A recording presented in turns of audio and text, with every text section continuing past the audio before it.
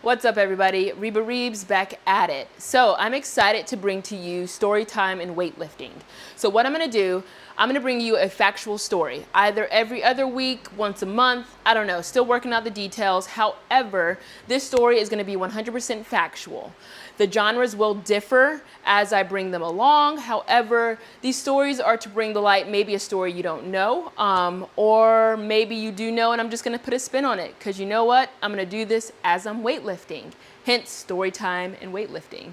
So I hope you guys enjoy this, and let's get right into the story of this week. So with everything going on with the protests, the Black Lives Matter movement, the COVID-19 pandemic that we're still dealing with, I decided to bring to you a story about Black history. Now, this story is about Seneca Village. This all takes place in New York City. So Seneca Village was between 82nd, 89th, and between 7th and 8th Avenue in New York City.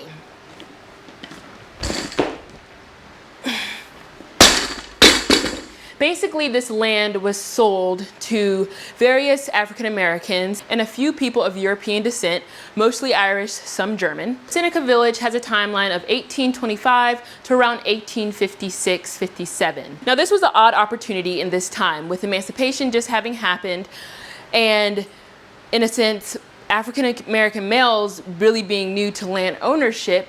This was mind-blowing, and it was a great opportunity. So at this point, you may be asking yourself, why is land ownership so important, other than the fact that you own the land that you're living on?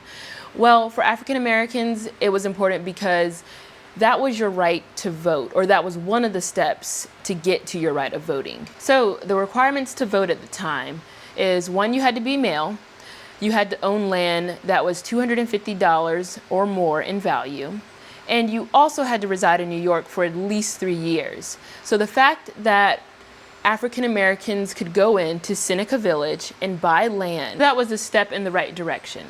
All right, so between the years of 1825 and roughly around 1856-57, Seneca Village truly became its own little town.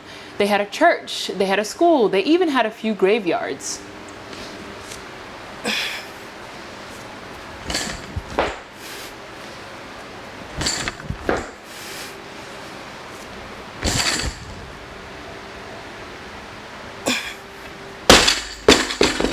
So it's believed that the population of Seneca Village got up towards 300 residents, 2/3 of that being African American, 1/3 being of European descent. So New York wanted to create Central Park for the people, but they did it at the expense of these African American people that worked tirelessly to get to a point where they could own land, where they could have their own sense of community. And now these residents are being told that they have to take the price that New York City is going to pay for their land and leave. So there are some accounts where people try to negotiate for more money. But let's be real. New York City paid them the bare minimum for their land. And these negotiations was basically, hey, here's my offer of X amount. Hey, well, I would like this. No, you're going to take this and get off of our land.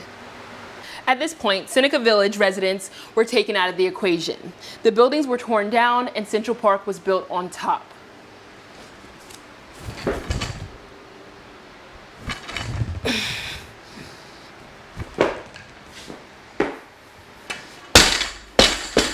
A lot of residents of Seneca Village are hard to trace down after they moved out of Seneca Village, because at that point there was a depression going on.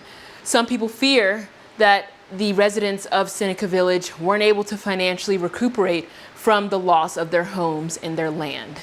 The story of Seneca Village is popular knowledge. You can read about it, you can look it up, you can even go to Central Park and read the plaque that they have about it within the park itself.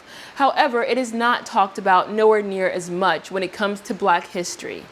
A lot of people in the last week have learned more about Black history than they have in school, and that is a problem. I brought you the story of Seneca Village so you can understand and so you can be enlightened why people of the African American community are so enraged and have been enraged. Not just because of what happened last week, not just because of what happened last year, but what has continually happened throughout history. I hope this has enlightened you.